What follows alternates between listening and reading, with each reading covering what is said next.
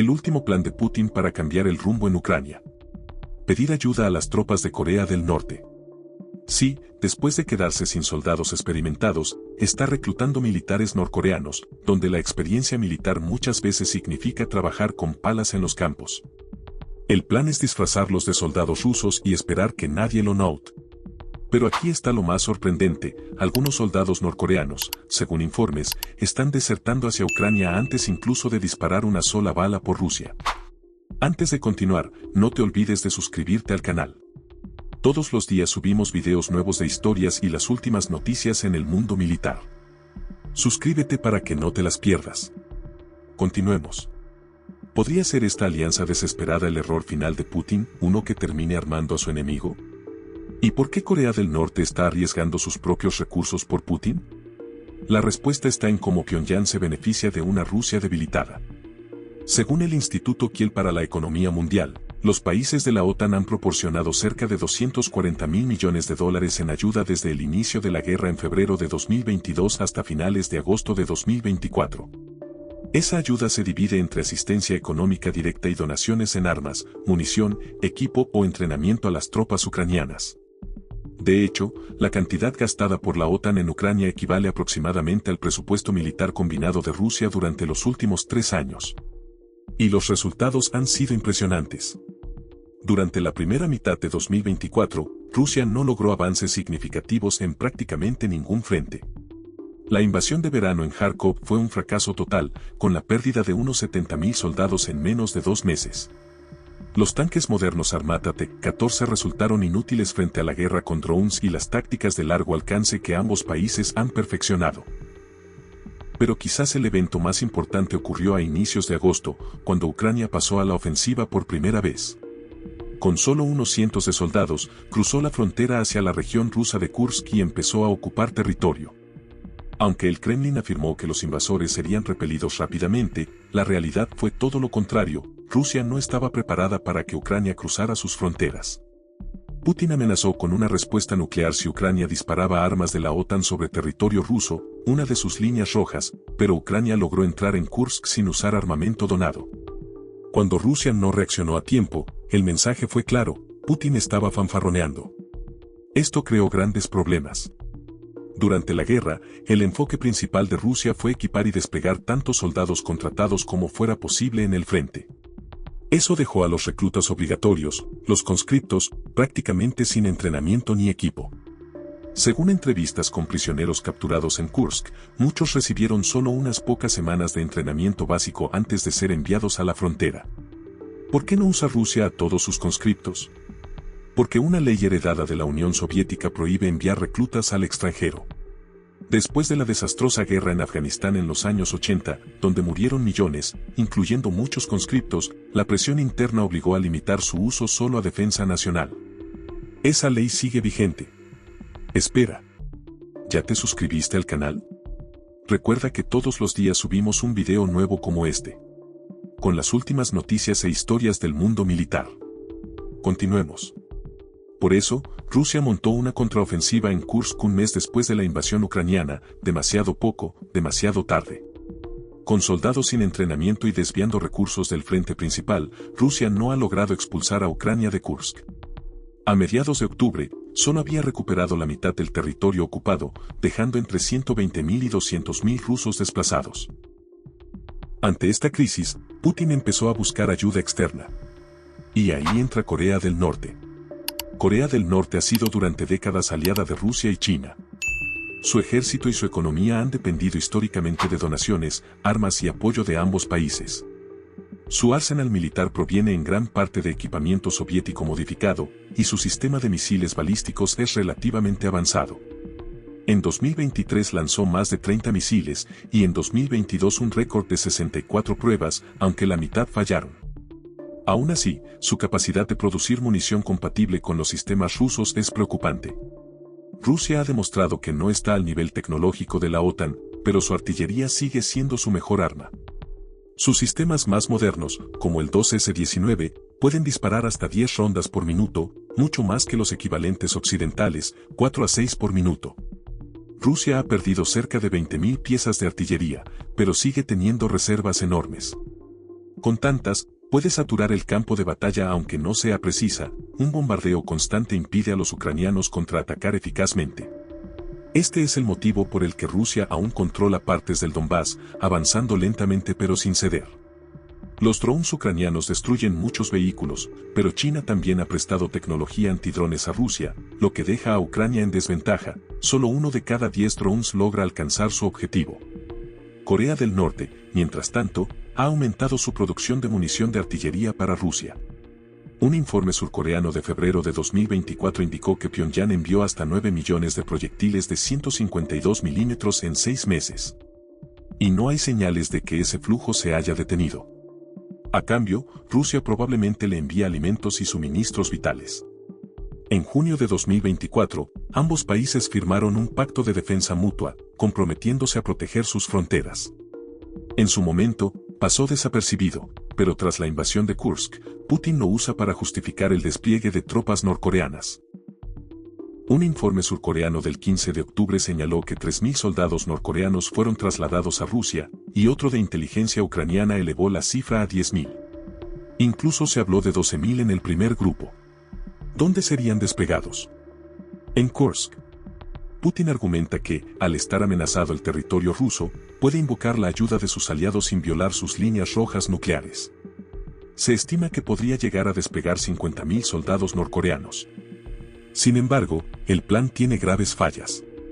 Aunque Corea del Norte tiene un ejército de 1.3 millones de soldados y puede movilizar hasta 8 millones, su entrenamiento es anticuado, basado en tácticas soviéticas y su equipo es obsoleto. El país no tiene experiencia de combate real desde 1953, cuando terminó la Guerra de Corea. Incluso los mejores soldados norcoreanos sufren desnutrición y carecen de entrenamiento moderno. Además, no hablan ruso, lo que crea una barrera de comunicación enorme.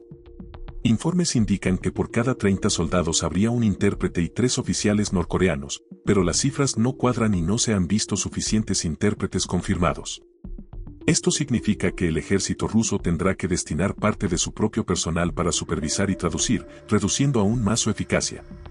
Otro problema, Corea del Norte no permite que sus ciudadanos salgan del país sin asegurar su lealtad. En el caso de los diplomáticos, dejan a un familiar como rehén. Para los soldados enviados a Rusia, las medidas serían aún más severas.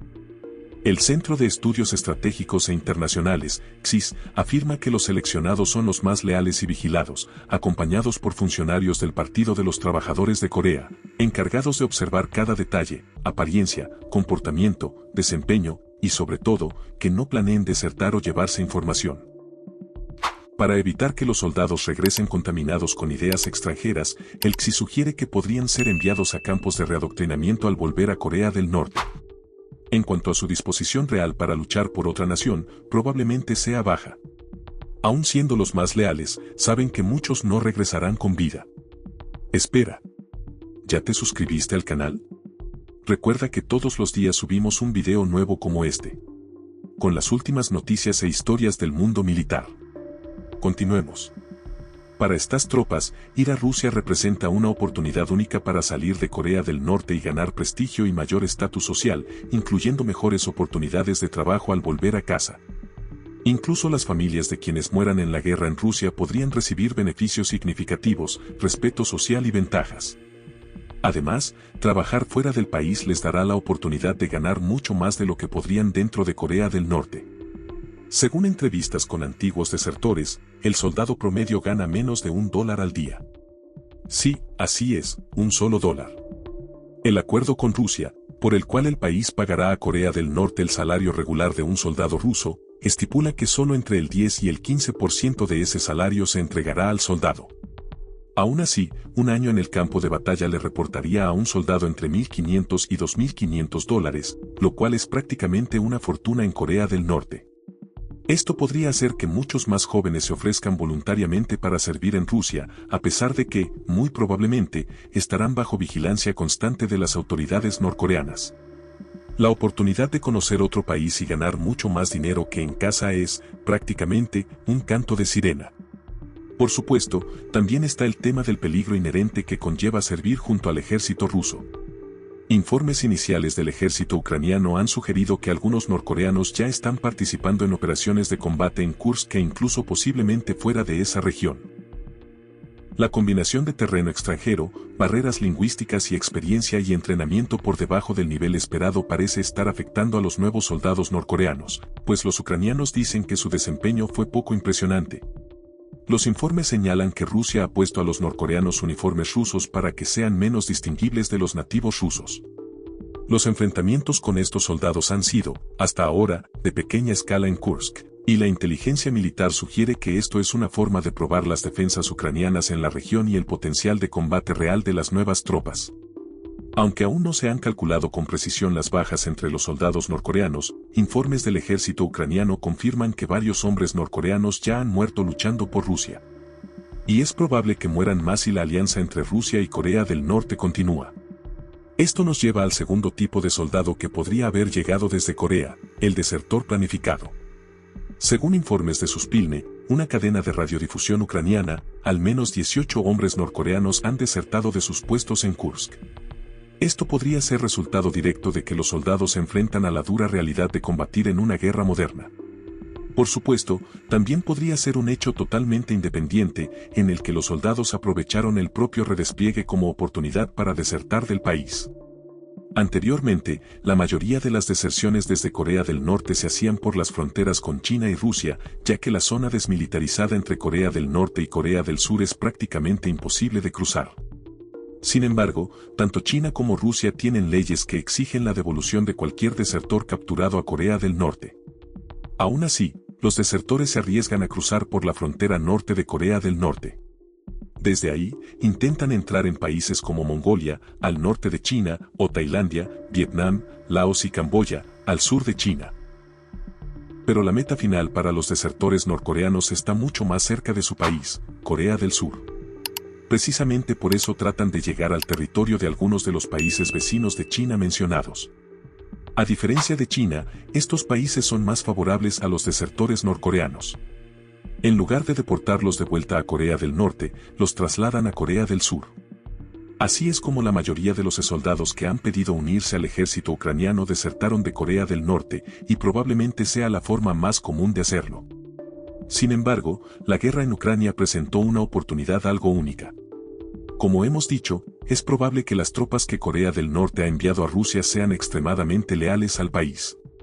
Súmese a esto el hecho de que funcionarios norcoreanos podrían estar siguiendo cada uno de sus movimientos o incluso reteniendo a sus familias como rehenes para evitar intentos de fuga, y no está claro cuántos soldados considerarían intentar desertar desde Kursk. Si lo hicieran, realmente no hay precedentes de norcoreanos cruzando la frontera rusa hacia cualquiera de sus países vecinos. Dado que los vecinos de Rusia al oeste son miembros de la OTAN, Bielorrusia o Ucrania, y que la región de Kursk solo está cerca de la frontera ucraniana, probablemente serían las autoridades ucranianas quienes determinarían qué hacer con cualquier desertor que lograra su objetivo. También está el hecho de que Ucrania sigue manteniendo una porción considerable de territorio ocupado en la región de Kursk. Incluso si Rusia ha recibido soldados más entrenados en forma de norcoreanos sustituyendo a conscriptos rusos, existe ambigüedad sobre si esto ayudará realmente a Rusia a montar una contraofensiva exitosa en la zona fronteriza. Según un informe de la BBC del 11 de noviembre, el Ministerio de Defensa de Ucrania estima que Rusia ha desplegado aproximadamente 50.000 soldados en la región de Kursk para tratar de retomar el control. De esos, al menos 10.000 podrían ser los mencionados soldados norcoreanos. El número real de norcoreanos desplegados activamente en Kursk es incierto. Como mencionamos antes, Ucrania ha informado con frecuencia de que Rusia equipa a los norcoreanos con indumentaria militar rusa, haciéndolos prácticamente indistinguibles de los soldados rusos a distancia. Independientemente de eso, tener a miles de soldados norcoreanos enfrentándose a tropas ucranianas probablemente terminará favoreciendo a Ucrania. Esto se debe a que las fuerzas ucranianas ya tienen varios años de experiencia de combate real y han desarrollado modos detallados de guerra moderna, incluyendo operaciones con drones, para lo cual Corea del Norte probablemente no está preparada. Los choques podrían resultar en que pelotones de soldados norcoreanos sean aniquilados a diario. Con base en las cifras publicadas por el Ministerio de Defensa de Ucrania, se estima que Rusia pierde más de 1.200 soldados por día. Incluso si solo una fracción de esas pérdidas se produce en la región de Kursk, el número de tropas norcoreanas podría reducirse prácticamente a nada en los próximos meses. En el peor de los casos, podrían desaparecer en unas pocas semanas. Espera. ¿Ya te suscribiste al canal? Recuerda que todos los días subimos un video nuevo como este, con las últimas noticias e historias del mundo militar. Continuemos. Y aquí es donde los desertores norcoreanos de más edad que van a Ucrania planean marcar una diferencia. Alineándose con el ejército ucraniano como voluntarios, podrían unirse potencialmente a las tropas estacionadas en Kursk o a las que están en las líneas del frente en la región de Donbass.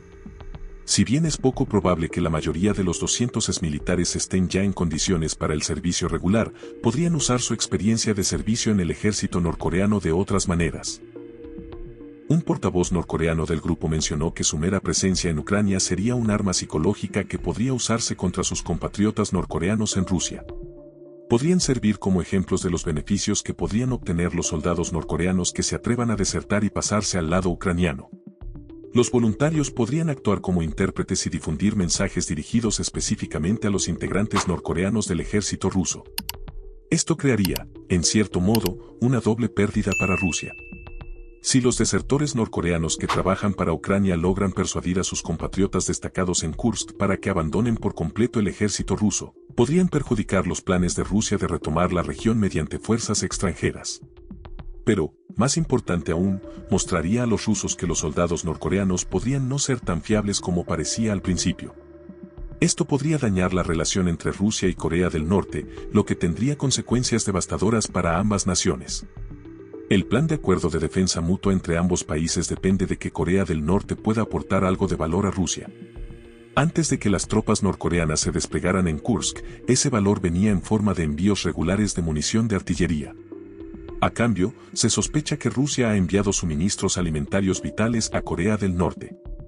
En cuanto a los soldados, es probable que Rusia esté pagando mucho más, considerando que hay informes de que paga a Corea del Norte más de $200 millones al año por 10.000 soldados y envía hasta 700.000 toneladas métricas de arroz. Si esos soldados terminan sin luchar por Rusia, entonces Rusia habría desperdiciado el dinero y el esfuerzo de reclutarlos y transportarlos desde Corea del Norte hasta Kursk. Aún peor para Putin, si los soldados norcoreanos desertan directamente hacia Ucrania, podrían ser elegibles para servir en la Legión Internacional Ucraniana, aunque esto es poco probable. Lo que en la práctica daría más personal al ejército ucraniano, y todo a costa de Rusia. La pérdida monetaria que Rusia tendría que asumir podría agriar el acuerdo entre ambos países. Si se establece el precedente de que las tropas norcoreanas no son fiables y leales en Kursk, entonces Rusia no tendría garantías de que el próximo contingente se comporte de manera diferente. Como resultado, sus inversiones en Corea del Norte podrían redirigirse a otro lugar. Esto se justifica por el hecho de que la economía rusa está trabajando prácticamente a marchas forzadas para financiar la guerra, ya que el país ha perdido conexiones comerciales con gran parte del mundo tras la invasión. Sus otros socios principales están en Asia Central y Oriente Medio, y estos últimos tienen sus propios problemas con el conflicto actual entre Israel y Hamás. Pero el aspecto más importante de que los norcoreanos deserten de Rusia sería la devastadora pérdida de reputación que ambos países sufrirían. Corea del Norte ha estado haciendo ruido en la geopolítica global, en particular por el aumento del nivel de su tecnología de misiles balísticos y su capacidad de militarización extrema. Sin embargo, el país ha estado prácticamente blindado por sus alianzas con Rusia y China. Si el Kremlin ve que su inversión en Corea del Norte no está dando muchos frutos, aun cuando Corea del Norte cumpla su parte del acuerdo de defensa mutua, entonces una parte de esa alianza podría terminar. La situación con China no es mucho mejor. China ha sido un aliado relativamente silencioso de Rusia durante los últimos 30 meses. Ha ayudado a Rusia a mitigar las sanciones occidentales y, muy probablemente, ha introducido de contrabando tecnología vital en Rusia para que continúe fabricando sistemas de armas modernos. Sin embargo, en la escena pública, China no ha condenado oficialmente ni apoyado los planes de Rusia. La única vez que China mostró un apoyo claro a Rusia fue proponiendo un audaz acuerdo de paz o alto el fuego en el que Rusia conservaría el territorio ocupado en Donbass, algo que Ucrania probablemente nunca aceptaría. China sabe que su alianza con Rusia pende de un hilo. Con más de 30 meses de guerra, Rusia está perdiendo lentamente la capacidad de canalizar sus recursos naturales hacia China, un acuerdo comercial del que dependen realmente las relaciones entre China y Rusia, más que de alguna camaradería geopolítica. Y si la guerra en Rusia sigue prolongándose, los países que han cooperado con China podrían empezar a mirar hacia la OTAN o sus aliados. Esto podría llevar a que China pierda valiosos acuerdos comerciales a largo plazo. La presencia de tropas norcoreanas en Rusia complica aún más las cosas. Mientras estas tropas permanezcan en Kursk, Putin está técnicamente justificado en invocar un acuerdo de defensa mutua entre Rusia y Corea del Norte. Sin embargo, si el ejército ruso comete un error y despliega a los soldados norcoreanos en las líneas del frente en Donbass, esto equivaldría a nada menos que Corea del Norte declarando también una guerra de agresión contra Ucrania. Esto podría posiblemente poner a la OTAN en camino de hacer lo mismo, enviando directamente a sus propios militares a Ucrania en respuesta o incrementando sus donaciones de equipo militar al país. Si Rusia no maneja esto con cuidado, podría arrastrar inadvertidamente tanto a Corea del Norte como a China a la guerra, no solo contra Ucrania, sino también contra la OTAN y sus diversos aliados. China muy probablemente no está preparada para esto, especialmente con Rusia ya debilitada por una guerra prolongada en Ucrania. En consecuencia, la propia China también podría estar reconsiderando su alianza con Corea del Norte. Si Corea del Norte termina perdiendo el apoyo tanto de Rusia como de China como resultado de participar directamente en la guerra en Ucrania, es imposible prever lo que podría suceder. Como se mencionó, Corea del Norte y Corea del Sur siguen técnicamente en guerra. Aunque Corea del Sur aún no ha hecho movimientos ofensivos y su ejército ha sido hasta ahora puramente defensivo, demostraciones de agresión flagrante por parte de Corea del Norte difícilmente pasarán desapercibidas. Y el envío de más de 10.000 soldados a un país al otro lado del mundo solo puede interpretarse como agresivo. El ejército norcoreano también bombardeó recientemente dos carreteras importantes que solían conectar las partes norte y sur de la península de Corea, intentando separar aún más a Corea del Sur al declararla un estado hostil. Se considera que el ejército surcoreano está décadas por delante de su contraparte norcoreana, al menos en términos de guerra convencional. Con frecuencia se lo clasifica entre los 10 ejércitos más poderosos del mundo. Esta alta clasificación se debe en parte a las alianzas continuas con Estados Unidos, que han permitido al país modernizar su industria de defensa en las últimas décadas. Así, Corea del Sur se ha convertido en el noveno exportador de armas más grande del mundo. La mayor parte de los esfuerzos de desarrollo militar del país se destina a crear una fuerza defensiva insuperable, impulsada por el hecho de que Pyongyang y Seúl están a solo 120 millas, unos 193 km, de distancia. El ejército surcoreano tiene menos personal militar activo, pero probablemente más reservistas, ya que tiene un requisito de servicio militar obligatorio similar al de Corea del Norte, aunque con duraciones más cortas. Esto significa que una posible reanudación de la guerra de Corea vería al ejército surcoreano en inferioridad numérica, pero con una clara ventaja tecnológica en guerra convencional. Espera. ¿Ya te suscribiste al canal? Recuerda que todos los días subimos un video nuevo como este, con las últimas noticias e historias del mundo militar. Continuemos. Por supuesto, preocupa que Corea del Norte haya estado desarrollando armas nucleares, especialmente considerando su inclinación a realizar pruebas de misiles por docenas cada año. Corea del Sur actualmente no posee armas nucleares propias y confía en los sistemas de disuasión nuclear de Estados Unidos para su protección. Sin embargo, los recientes cambios en la política exterior estadounidense, que probablemente se alejarán de Corea del Sur con la reinstalación del presidente electo Donald Trump en enero, podrían significar que Corea del Sur empiece a planificar el desarrollo de sus propias armas nucleares. Esto implicaría que China vería otro país nuclear en su vecindad, lo que la disuadiría aún más de apoyar abiertamente a Corea del Norte. Todos estos factores combinados hacen que el estacionamiento de norcoreanos en Rusia sea una perspectiva peligrosa. Primero, es muy posible que los soldados mueran sin generar un impacto significativo ni en Kursk ni en las regiones más cercanas al frente en Donbass. Esencialmente, serían enviados a la muerte sin una buena razón. En segundo lugar, la alianza entre Rusia y Corea del Norte podría tensarse si el ejército de este último demuestra ser de poca utilidad para Rusia. Esto podría conducir a precedentes peligrosos en los que Corea del Sur se envalentone en el uso de su ejército o refuerce aún más sus arsenales defensivos en previsión de un renovado conflicto en la península coreana.